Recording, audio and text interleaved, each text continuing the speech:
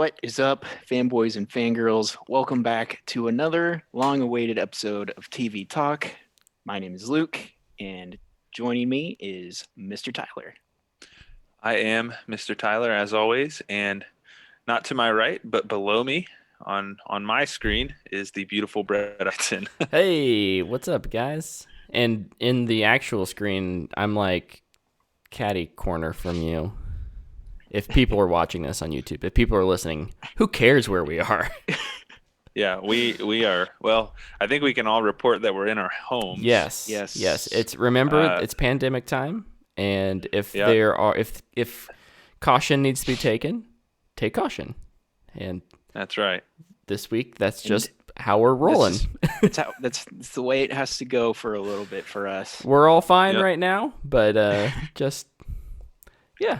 A week from now, Thoughts and prayers. Who knows? Who knows?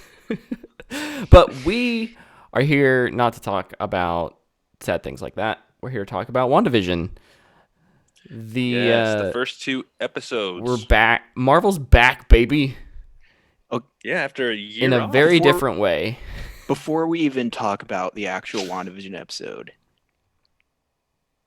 let's just say it felt so good to see that MCU logo pop up again. Yeah. Oh, to hear it. Mhm. To hear it Oh my again. gosh, that dun dun dun dun dun dun Dun, dun dun, dun, dun. dun. Yep. It's like it's real, it's happening. It's been Yep. so No, long. it feels like it's so weird. Like, Marvel is something we're so used to seeing every couple months. After not seeing it for a year, I don't know, it felt like riding a bike. Yeah. Like, it just was like, all right, we're back. We're doing this Yeah. again.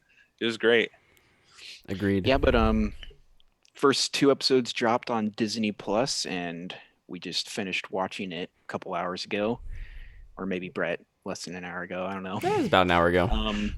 But I guess, what are your kind of general impressions of these first two episodes?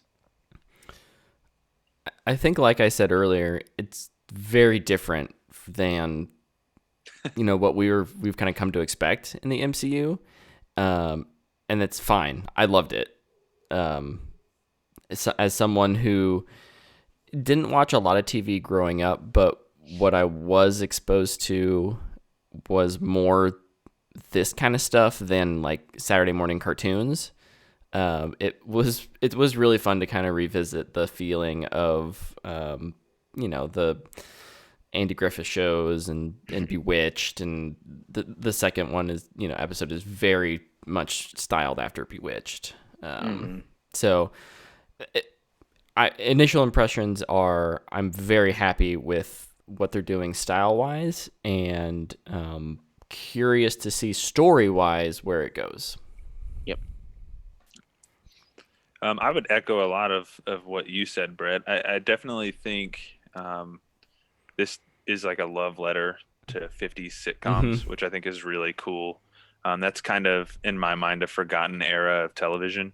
So it's kind of nice to see it kind of, time is a flat circle, like they come back around, and it's cool to see it come back. What I will say is I think this is the highest concept show or property that Marvel's done.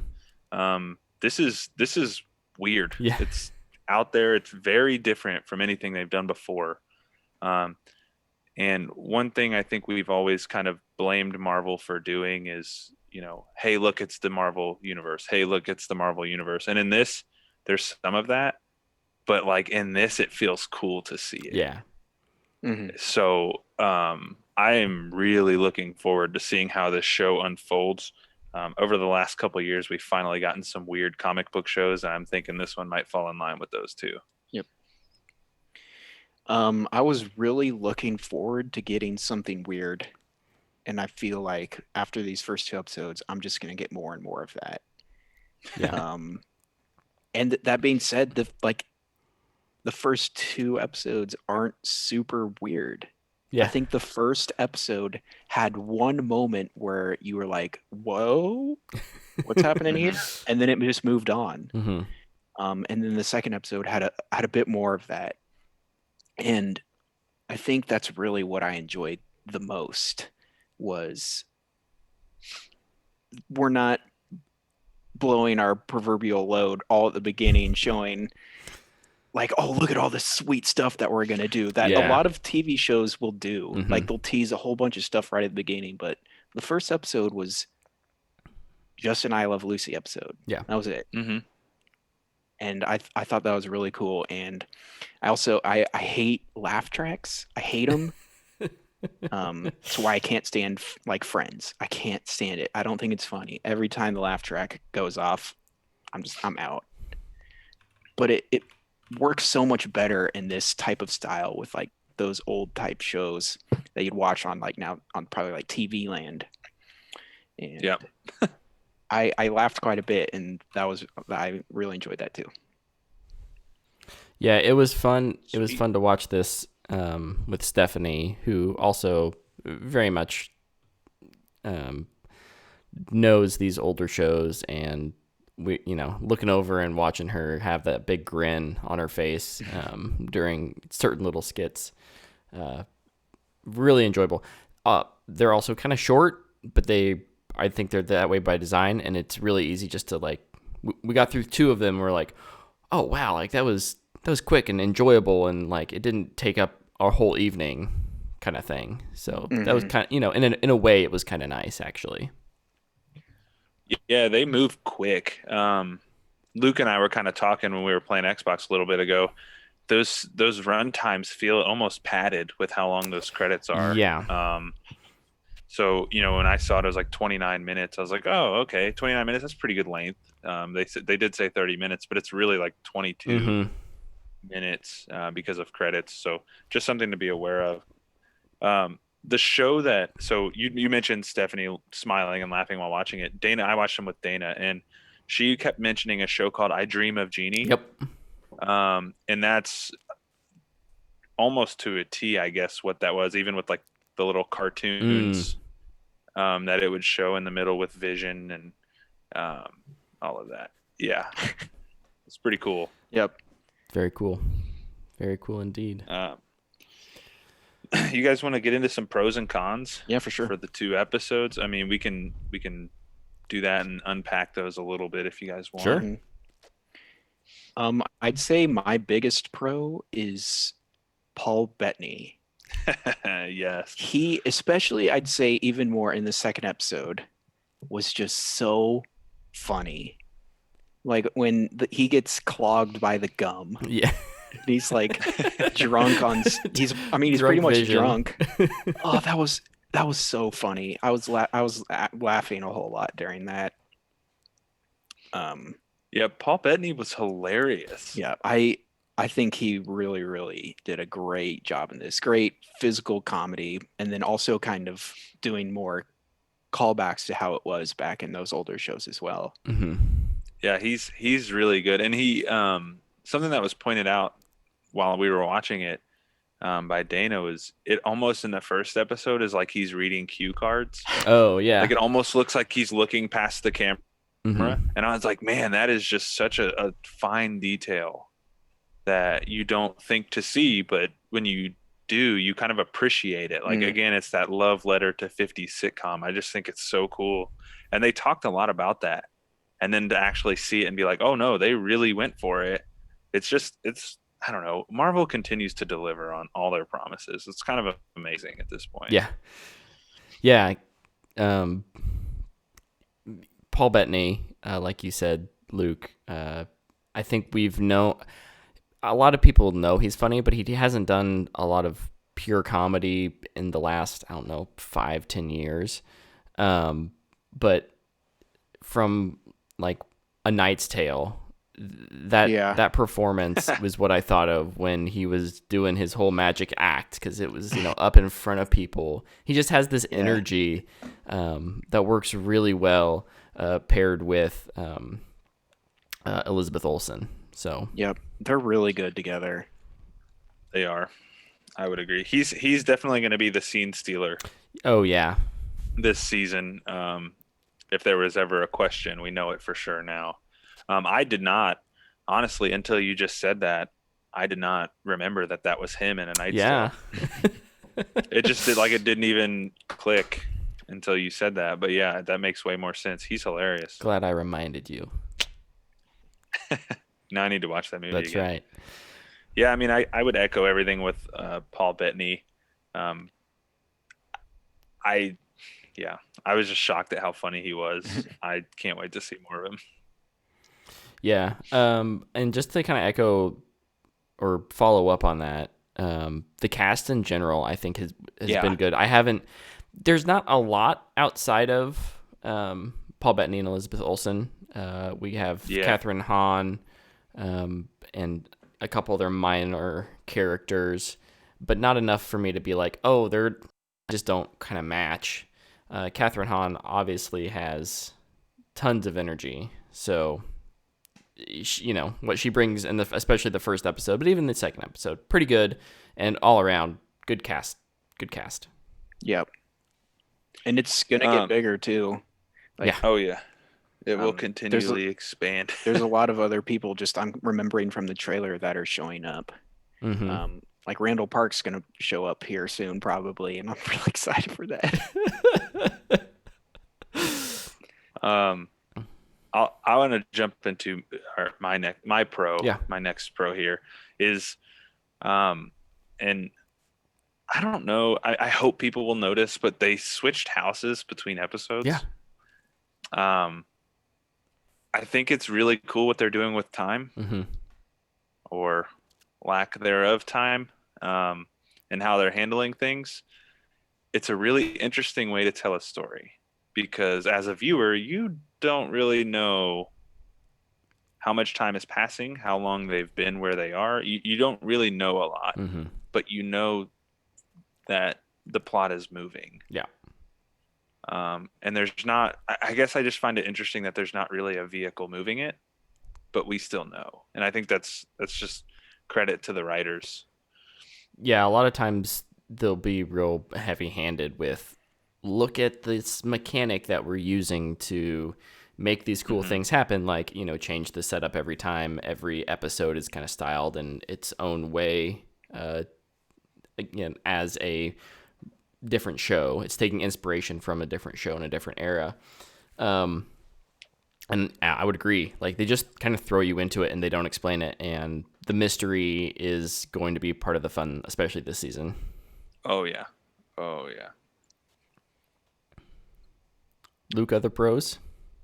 Other pros would be, I guess, just a small one. I'm just really glad they released the first two episodes together, because I think if I would have had to wait a week in between those, I don't think the first episode would be I don't think I'd like it as much. The first two are definitely kind of have their own little arc, right? Where, especially at the end of the second one, where it's like, oh, we got color now. Yeah.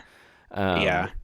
And that's actually my other pro in the second episode, when she finds the sword toy helicopter and the blood on Dottie's hand. And then I think even Elizabeth Olsen's eyes were colored. In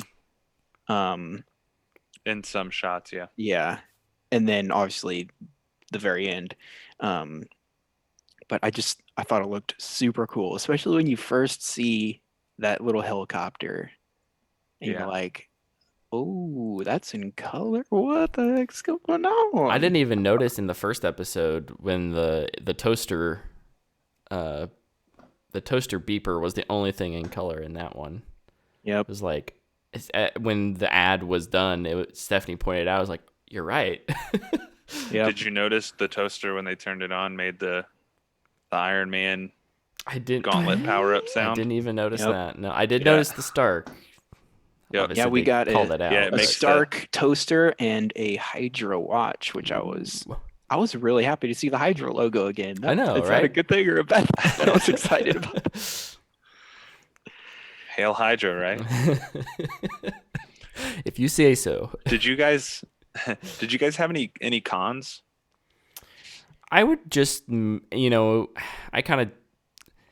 would say I mentioned it in a positive light earlier, but the episode length, I think, could feel, unless they do 2 a week, which they won't. Yeah, I do think the sub 30 minute is gonna feel really short, next week, but we'll see. It's more of a concern than than an actual con. Than an actual con. Yeah. Yeah. We're kind of seeing that with, I think, with the Disney Plus shows, right? Like we talked about that even with Mandalorian. Yeah. The run times feel a little short, and maybe that's part of, the way to keep their budgets down. I don't know, but as long as the writing is efficient, I think that's okay. Yeah. Yeah, I wouldn't say that the episodes weren't hurt by its length because the writing Right. was good enough and the acting was good enough and the pacing was fine. But I mean, even Stephanie mentioned it. She was like, "Wow, those went really fast." Yeah. So Yeah. yeah. I don't think I have any cons. The episode length didn't really bother me. I thought they were both good length. Especially, I mean, I think it's also just kind of a style choice with what they're kind of replicating. Sure. But no, I don't think I have any cons. I just really had a great time watching both. Yeah, that's always good. My con would be along the lines of Brett's, but mine is more get rid of those 8-minute credits. Save those for the end of the series. It just gives you this false idea of the runtime, which again, that's not really a con to the show itself. It's just more of something I would prefer. Sure. Overall, though, I don't really have any true cons. I think everything about it was a ton of fun.